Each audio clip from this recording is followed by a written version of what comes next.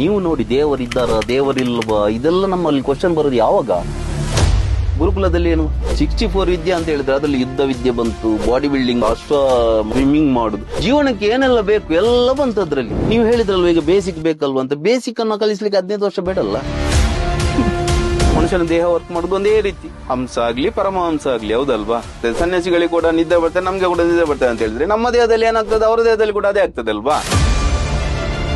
But ನಾವು ಅದನ್ನು ಒಪ್ಪಿಕೊಳ್ಳಿಕ್ಕೆ ತಯಾರಿಲ್ಲ. ಬಟ್ ಆದ್ರೆ ಅವ್ರ ದೇಹದ ಮೇಲೆ ಕಂಟ್ರೋಲ್ ಇರುತ್ತೆ ಅವ್ರಿಗೆ. ಯಾರು ಹೇಳಿದ್ರು ನಿಮಗೆ?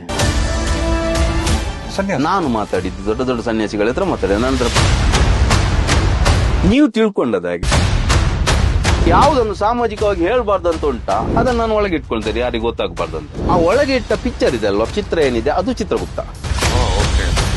ಮರದ ಮೇಲೆ ಹತ್ತಿ ಕೈ ಬಿಟ್ಟು ಕೆಳಗೆ ಬೀಳುವುದು ಪ್ರಕೃತಿ ನಿಯಮ. ಕೆಳಗೆ ಬೀಳುವುದು ನಿಮ್ಮ ಕೈಯಲ್ಲಿದೆ, ಅದು ನಿಮ್ಮ ಕರ್ಮ. ಕೆಳಗೆ ಬಿದ್ದರೆ ಬೀಳ್ತೀರಿ, ಇದು